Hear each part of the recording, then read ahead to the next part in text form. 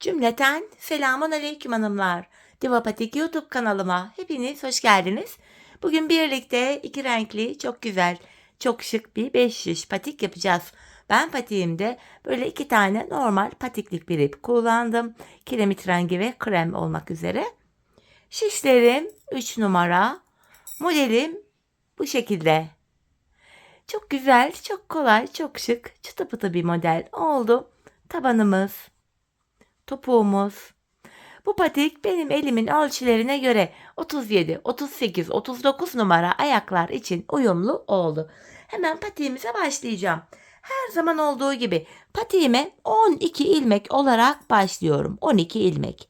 Şu birinci ilmeğim, 2, 3,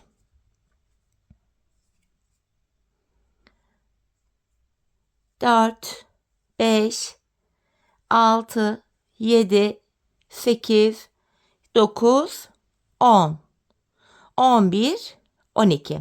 Geri dönüyorum. İlk sırada hanımlar kenar ilmeğimi aldıktan sonra ilmeklerimi ters olarak örüyorum.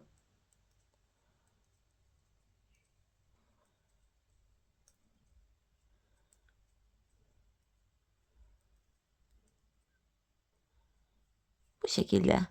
Geri döndüm, ön yüzdeyim. Şimdi 5 şişe geçiş yapacağız hanımlar ve düz örgü uygulaması yapacağız bu kısımda. Kenar ilmeğimi aldım. Şu ikinci ilmeğim 3, 4, 5, 6. İlk 6 ilmeğimi ördüm. Kalan 6 ilmeğimi de ikinci şişim ile örüyorum.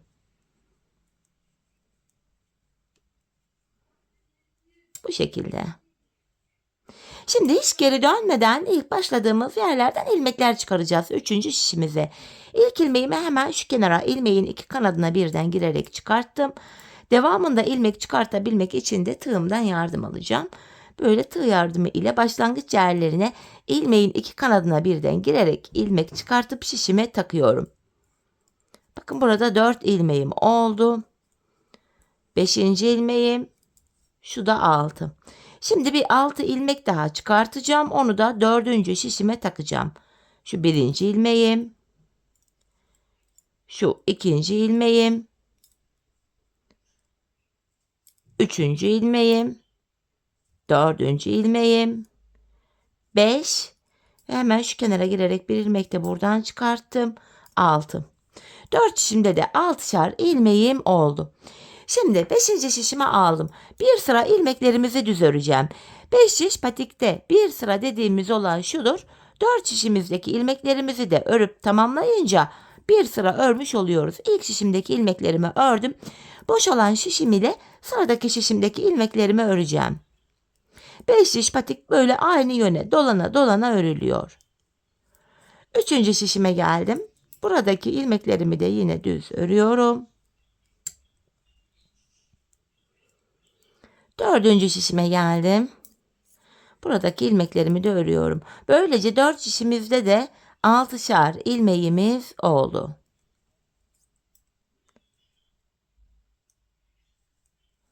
Evet. 4 şişimizdeki 6 ilmeğimizi de ördük. Bir sıra örmüş olduk. Tekrar ilk şişimizdeyiz hanımlar. Artırma zamanı. Artırmalarımızı şu sağ ve sol kenardan yapıyoruz. Ortalardan artırma yapmıyoruz. İlk şişimdeyim. Kenarım hemen başta. İlk 2 ilmeğimi örüyorum. Ardından ikinci ilmeğimin altındaki hemen şu ilmeğin kenarına girerek buradan aldığım ilmeğimi de düz ördüm. Bakın artırmamı yaptım. Kalan 4 ilmeğimi örüyorum.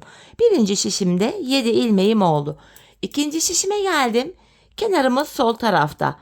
Son 2 ilmek kalana kadar örüyorum. Sondan ikinci ilmeğin altına girerek buradan aldığımı da düz ördüm. Kalan 2 ilmeğimi de örüyorum.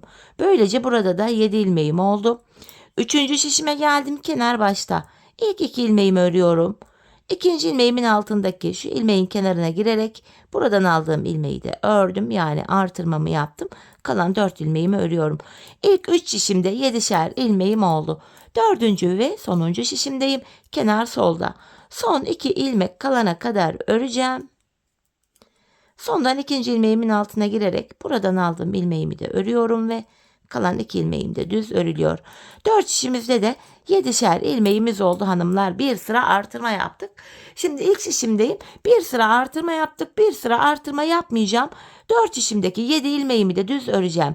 5 şiş patikte bir sıra artırma yaparken bir diğer sırada yapmıyoruz. Sebebi şu. Her sıra artırma yaparsak şayet patik burnumuz bir anda açılma yapar ve hoş bir görüntü olmaz. Evet, ikinci şişimdeki ilmeklerimi de düz ördüm. Üçüncü şişime geldim. 3 ve 4. şişimdeki ilmekleri de düz öreceğim. Bu düz ilmekleri örerken artırma işlemini sizlere kısaca tekrar etmek istiyorum. Artırma işlemini 1. ve 3. şişimizde ilk 2 ilmeği ördükten sonra yapıyoruz. 2. ve 4. şişimizde de son 2 ilmek kalana kadar örüp öyle artırıyoruz. Evet, ilmeklerimizi bir sıra düz ördük. Tekrar ilk şişimdeyim. Artırma zamanı. Kenarımız başta. 2 ilmek örüyorum. İkinci ilmeğimin altındaki şu ilmeğin kenarına girerek artırmamı yaptım. Kalan ilmeklerimi örüyorum. Birinci şişimde 8 ilmeğim oldu. İkinci şişime geçtim. Kenarımız hanımlar solda. Son 2 ilmek kalana kadar öreceğim. Sondan ikinci ilmeğimin altına girerek şuraya hemen buradan aldığım ilmeğimi de düz örüyorum ve kalan 2 ilmeğim yine düz örülüyor. Burada da 8 ilmek oldu. Üçüncü şişime geldim. Kenarımız hemen başta. İlk 2 ilmeğimi ördükten sonra hemen burada da şöyle artırmamı yapıyorum. Kalan 5 ilmeğimi örüyorum. Bu şişimizde de yine 8 ilmeğimiz oldu. Dördüncü ve sonuncu şişime geldim. Kenar sol tarafta. Son 2 ilmek kalana kadar örüp artırmamı yapacağım. Bakın sondan ikinci ilmeğimin altına girerek hemen artırmamı yapıyorum ve kalan 2 ilmeğimi örüyorum. 4 şişimizde de 8'er ilmeğimiz oldu. Şimdi bir sıra 4 şişteki ilmeklerimizi düz öreceğiz. Sonraki sıra artıracağız. Düz öreceğiz, artıracağız. Patik burnunu böyle tamamlayacağız. Hanımlar, ben bu patiğimde her bir şişimde 14'er ilmek olana kadar artırmalarımı yaptım. Modelime başladım. Dileyen 15'er ilmek de yapabilir. Dileyen 13'er ilmek de yapabilir. Model 4 ilmek ve katlarına kurulduğu için her türlü ilmek sayısına sığacaktır. Şimdi hep birlikte artırmalarımızı yapalım. Ardından buluşalım. Evet hanımlar, her bir şişimde 14'er ilmeğim olana kadar artırmalarımı yaptım geldim. Artırmadan sonra bir sıra düz örmedim. Hemen krem ipime geçiş yapıyorum. Bu renkli ipim burada bekleyecek. İlmeklerimizi krem ipimiz ile öreceğiz. Bu şekilde hemen ilk 2 ilmeğimi ördükten sonra ipimin ucunu düğümleyeceğim buraya, patiğimiz sökülmesin diye. Şöyle 2 düğüm attım. İlmeklerimi krem ipim ile düz olarak örüyorum. Hemen şu ipimizin ucunu da gizleyerek getirdim.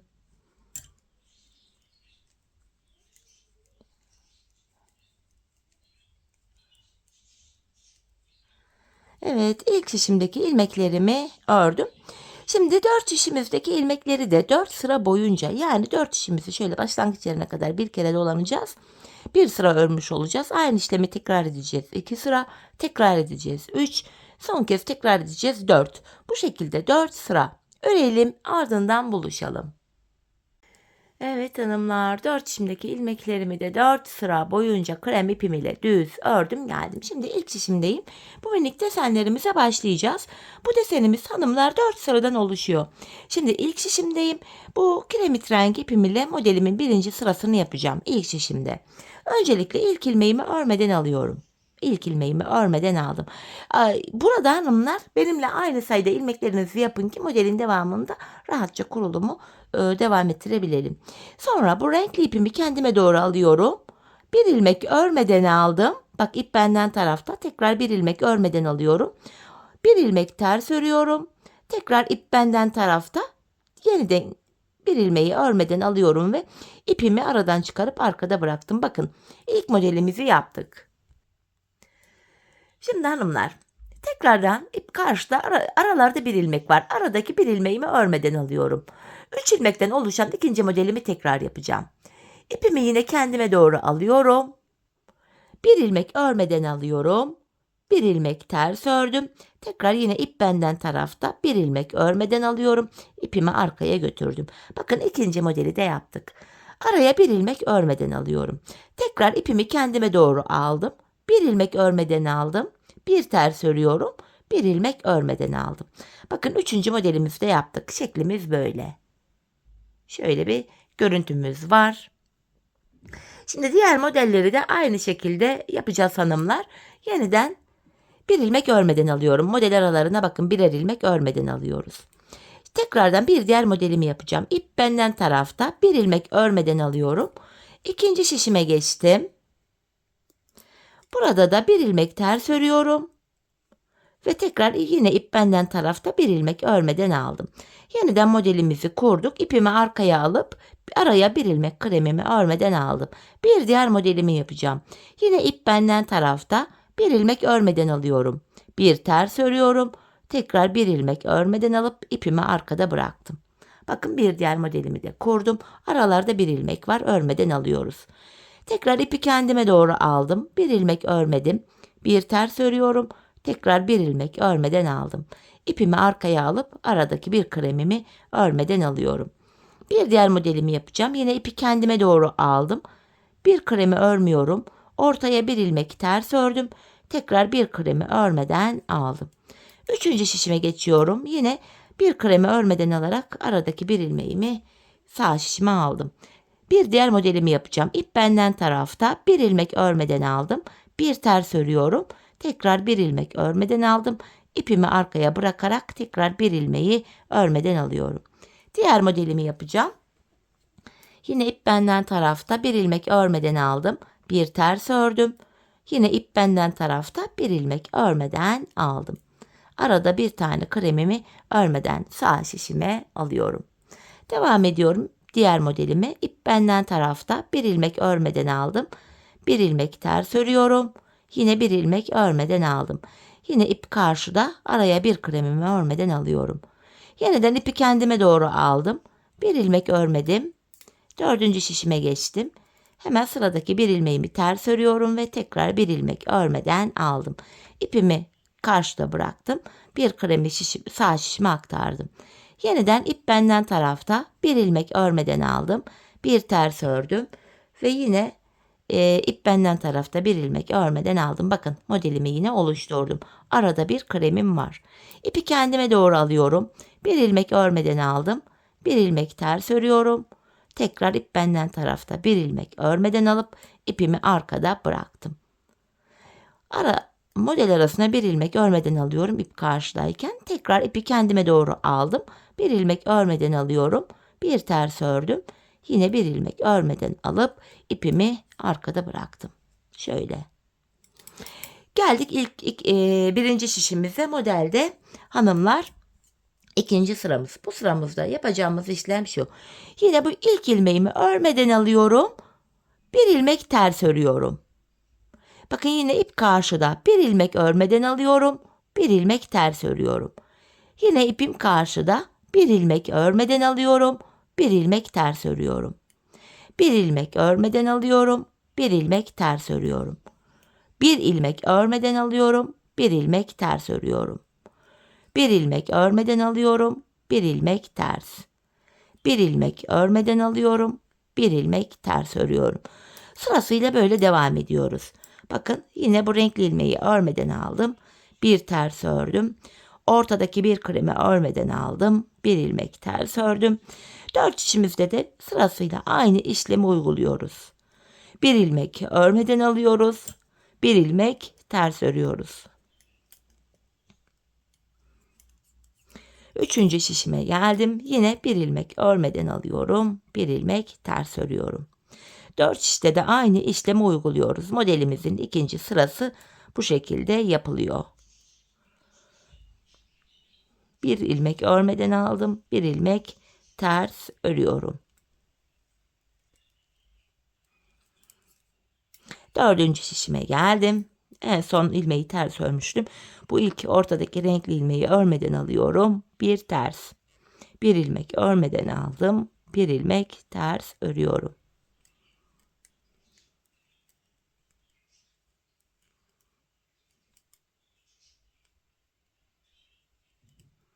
Ve sonuncu ilmeğimi de ters ördüm.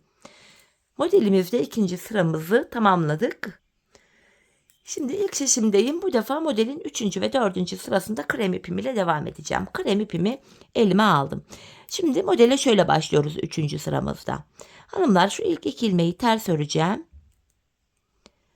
Bakın, bu ortada üçlü renkli ilmeğimiz var. Tam ortadaki renkli ilmeğimi örmeden sağ şişime alıyorum. 2 ilmek ters örerek başladık. Ortadaki renkli ilmeği örmeden sağ şişimizi aldık. Modelin devamında 3 ilmek ters örüyorum. 3 ters, ortadaki şu bir renkli ilmeği örmeden sağ şişimizi alıyoruz. 3 ters örüyorum. Ortadaki bir ilmeği örmeden sağ şişimi alıyorum. 3 ilmek ters örüyorum. İkinci şişimdeyim. Ortadaki bir ilmeği örmeden sağ şişimi alıyorum. Modelimizin 3. sırasını da bu şekilde yapıyoruz. 3 ilmek ters örüyoruz. Tam ortadaki bir renkli ilmeğimizi örmeden sağ şişimize alıyoruz.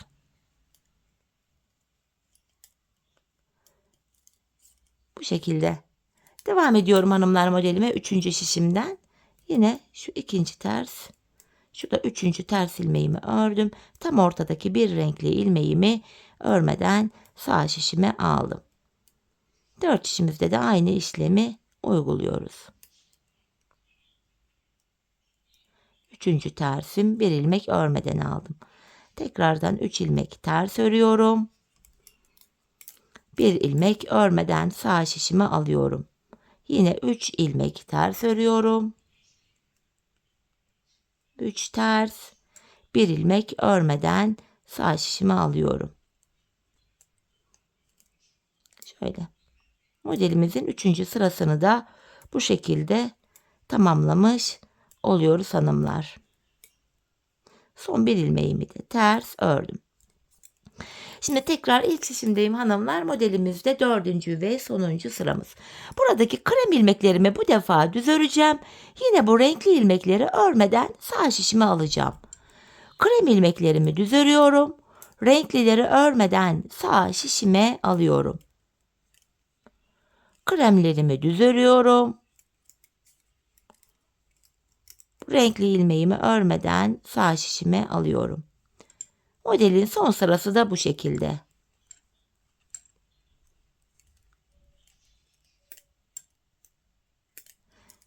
Üçüncü şişimden devam ediyorum.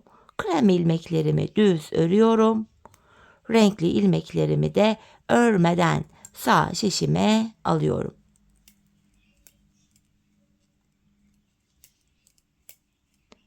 Dördüncü şişime geçtim. Aynı işlemi burada da yapacağım. Renkli ilmeğimi sağ şişime aldım. 3 krem ilmeğimi düz olarak örüyorum.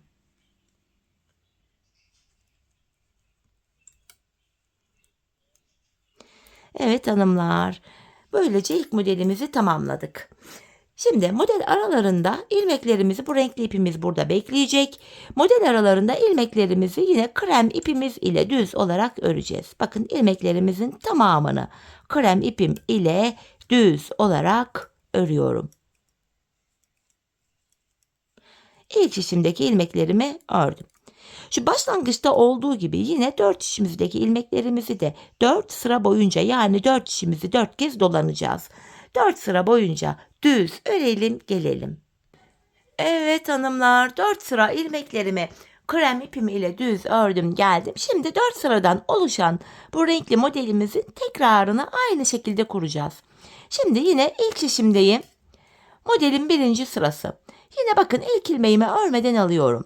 İpimi kendime doğru aldım. Bir ilmek örmeden alıyorum. Bir ters örüyorum. Tekrar bir ilmek örmeden aldım. İpimi arkada bıraktım. İlk modeli yaptık. Model arasında bir ilmek örmeden alıyoruz.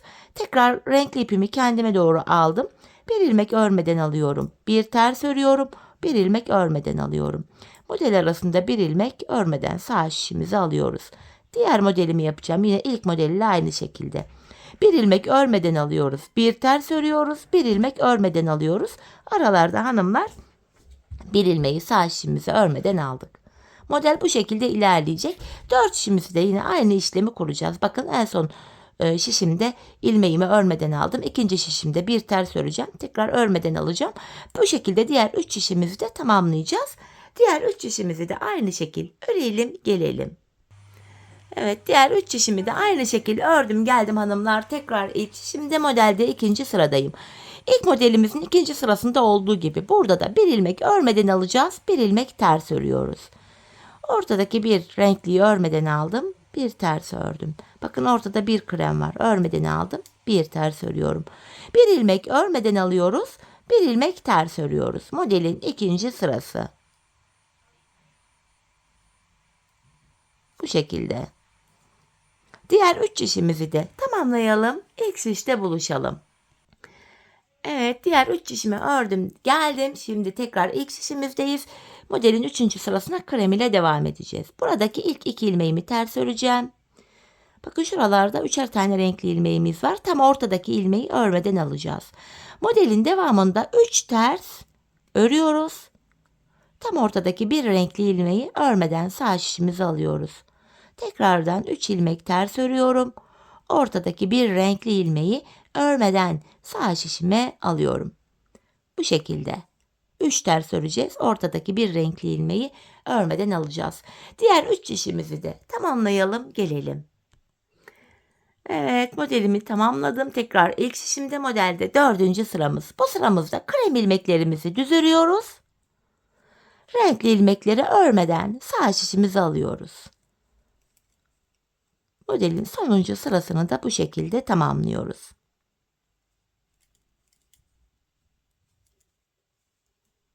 İşte bu şekilde hanımlar. Diğer 3 şişi de örüp gelelim. Evet hanımlar, diğer 3 şişimi de ördüm geldim. Bakın ikinci modelimizi de bitirdik. Şimdi tekrar krem ipimiz ile 4 sıra ilmeklerimizi düz örüp aynı işlemi 3. kez, yani aynı modeli 3. kez tekrar kuracağız. Bakın bu şekilde. Model aralarına 4'er ilmek yapıyoruz. Sonra modelimizi kuruyoruz. 4 sıradan oluşan modelimizi. Ben patiğime toplamda 1, 2, 3, 4, 5 tane bu modelden kurdum. Hanımlar, en son 5. modelimden sonra krem ipim ile ilmeklerimi 4 sıra değil de 3 sıra olacak şekilde ördüm. Bakın en son.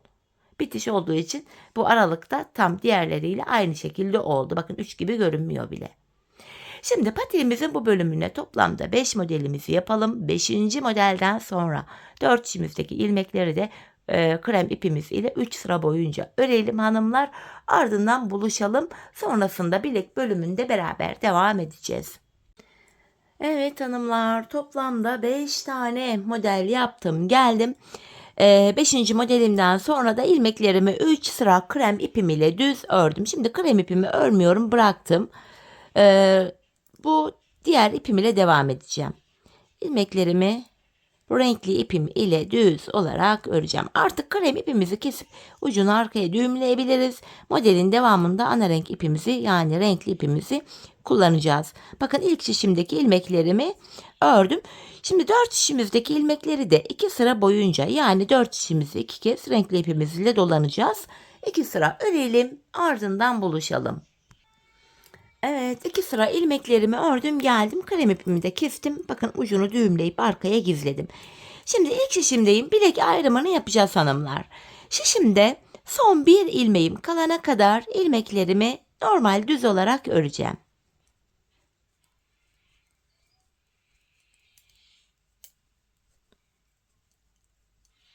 Bakın bir ilmek kaldı. Bu bir ilmek ile ikinci şişimdeki ilk ilmeğimi alacağım. Bu 2 ilmeği birbiriyle şöyle yer değiştiriyorum. Yer değiştirdiğim ilk ilmeğimi ilk şişim ile ördüm. Bilek ayrımında, yani burada ilmekleri yer değiştirerek örüyoruz. Sebebi şu: bilek ayrımı yaptığımız yer daha sıkı ve sağlam oluyor. Şimdi ikinci şişimize geçtik hanımlar. Patiğimizin şu kenar bölümlerine bakın. Buralara ben 8'er ilmek haroşa ördüm. Ben örgümüzün hem ön hem arka yüzünde düz örgü örerek haroşalarımı elde ediyorum. Şimdi ikinci şişimdeki ilk 8 ilmeğimi haroşa düz örüyorum. Arka yüzde de bu 8 ilmeği düz öreceğim yine. 7 ve 8. Şimdi ön yüzdeyim. Devamındaki ilmeklerimi de düz örmeye devam ediyorum. Artık patiğimizin arka bölümüne geçtik hanımlar. Bu arka bölümde ön yüzde düz örgü, arka yüzde de ters örgü uygulaması yapacağız. Bilek ayrımına kadar öreceğiz, ardından geri döneceğiz. Geri döndüğümüzde arka yüzde olacağımız için ilmeklerimizi ters öreceğiz. Sadece bilek kenarlarındaki 8'er ilmek haroşamızı haroşa olarak örmemiz gerekiyor. Ben patiğimin arka bölümünde bakın hanımlar ilmekleri şöyle alıyorum. Şişim üstte, ipim altta. Şöyle ön bölümleri yaparken hep aynı hizadan, aynı sırada, aynı yöne gidiyorduk. Şişim altta, ipim üstte böyle alıyordum. Arka yüzde farklı örmemin sebebi şu.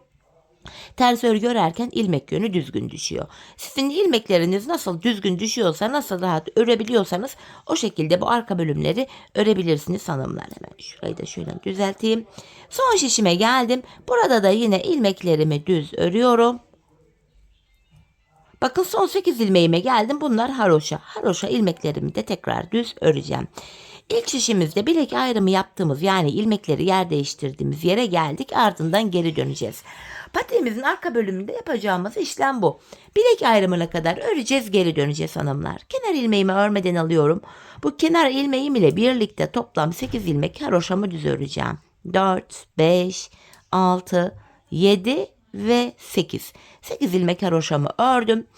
Devamındaki ilmeklerimi arka yüzdeyim ters olarak örüyorum bu şekilde. Bir diğer şişime geçtim. Burada da yine ilmekleri ters öreceğim. Hanımlar patiğimizin arka bölümünde yapacağımız işlem hepi topu bu kadar. Bilek ayrımı yaptığımız yere kadar örüyoruz, geri dönüyoruz, örüyoruz, geri dönüyoruz. Ön yüzde düz örgü, arka yüzde de şu anda yaptığımız gibi ters örgü uygulaması yapıyoruz. Sadece bilek kenarlarındaki 8'er ilmek haroşamızı haroşa olarak öreceğiz. Yapacağımız işlem bundan ibaret. Evet, son şişime geldim. Yani bilek ayrımı yaptığımız şişimize geldik. Bakın burada bilek ayrımı yaptığımız yer belli. Burada ilmekleri ters öreceğim. Son 8 haroşa ilmeğimi düz öreceğim sadece. Bu şekilde bakın son 8 ilmeğime geldim. Haroşalarımı düz olarak örüyorum. Tekrar bilek ayrımına geldik. Yeniden geri döneceğiz. Yapacağımız işlem bu. Şimdi ön yüzdeyim. Bu aşamada yine kenardaki ilk 8 ilmek haroşa düz örülüyor. Devamındaki ilmeklerimi de hanımlar tekrar ön yüzdeyim. Düz olarak öreceğim. Bu şekilde. Diğer bilek ayrımına kadar öreceğim. Geri döneceğim. Arka yüzde ters öreceğim. Bu şekilde devam edip gidecek. Şöyle baktığımızda şu patiğimizin kenar bölümlerinde şuralarda birer diş haroşamız oluştu bile. Hanımlar ben bu patiğimin şu arka bölümüne toplamda 15 sıra haroşa ördüm. Benim elimin ölçüsüne göre tam denk geldi. Sizler bu aşamada patiğinizi örerken ayağınıza denemeniz gerekiyor. Kaç numara yapacak olursanız olun. Hiç fark etmez. Patiğinizi bir miktar ördükten sonra ayağınıza deneyin hanımlar. Arka bölümünü topuğunuzun kenarına gelene kadar örmeniz gerekiyor. Bu şekilde ölçü alarak yaparsanız patik ayağınıza tam olur. Tüm bu uyarılarıma rağmen halen ben 15 yaptım, siz de 15 yapıyorsunuz. Ve örgünüz mesela benden daha sıkı ya da ipiniz ince ya da kalın. Hep yorumlar geliyor. Maalesef söylediklerim hiç dinlenmiyor.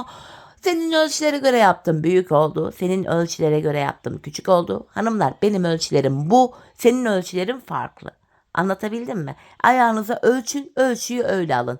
Ben 15 yaptım, belki sen 17 yapacaksın. Bu sana tam olacak. O yüzden deneyin. Şimdi hep birlikte patiğimizin arka bölümünü örelim gelelim. Ardından topukta buluşalım.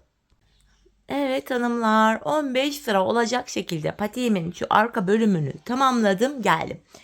Şimdi bu aşamadan sonra bilek ayrımından sonra bakın şu bölüm genişlediği için ilmeklerimin hepsi tek şişte toplanacak duruma geldi. Bakın dümdüz duruyor. Ben de bu aşamada topuk kesiminde bana kolaylık sağlasın diye ön yüzden baktığımızda sol tarafa 24 ilmek ayırdım. Kalan ilmeklerimi de sağ şişime taktım.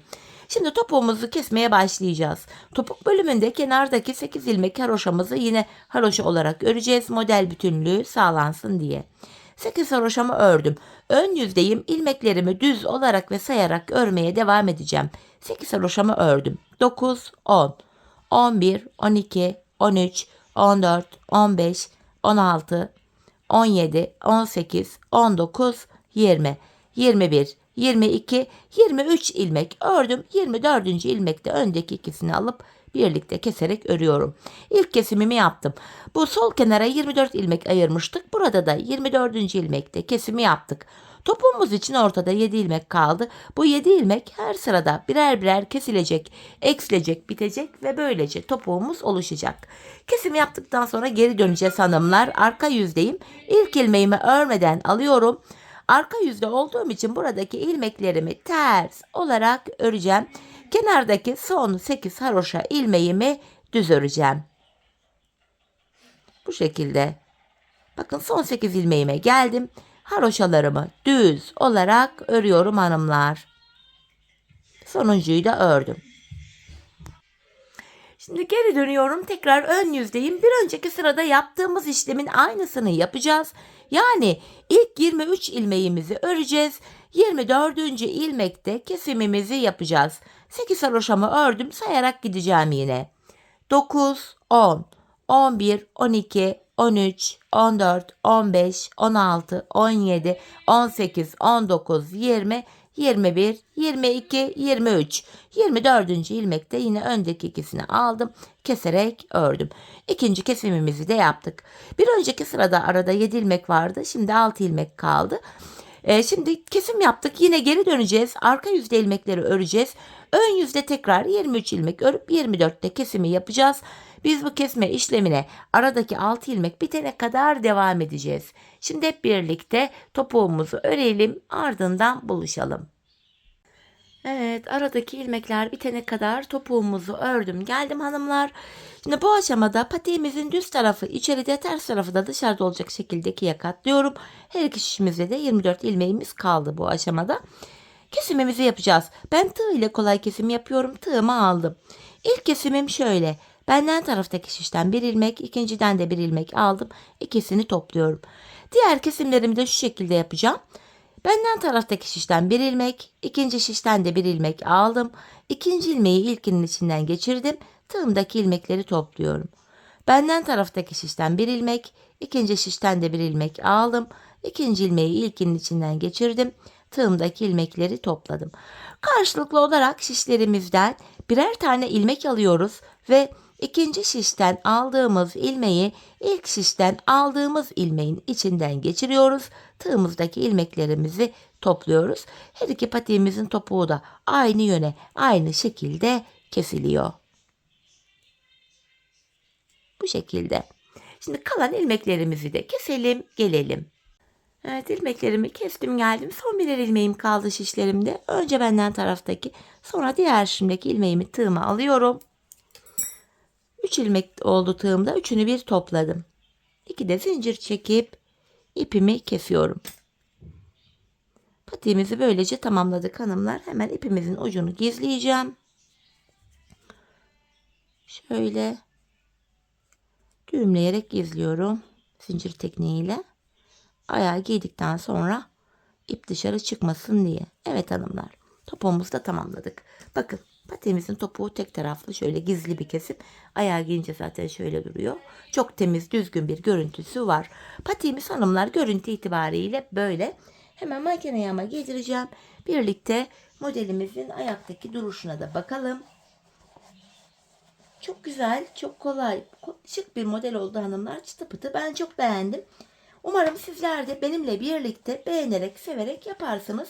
Yapacak olanlara da şimdiden kolay gelsin diyorum. İşte modelimizin ayaktaki duruşu da bu şekilde. Şöyle topuğumuz. Evet hanımlar, modelimizi tamamladık. Genelde sorular soruluyor. Bir ip yetiyor mu yetmiyor mu diye. Bakın şöyle bir tam ipten başlamıştım. Aynı modelden bu ipten bir çift patik daha çıkartırım diye düşünüyorum. Bu kadar da ipim arttı. 240 metrelik normal patiklik bir ip. Evet, yine birlikte güzel bir modelin daha sonuna geldik. Umarım sizlere faydalı, hoş bir video olmuştur. Yeni modellerde, yeni videolarda buluşmak dileğiyle. Şimdilik hoşça kalın, sağlıcakla kalın.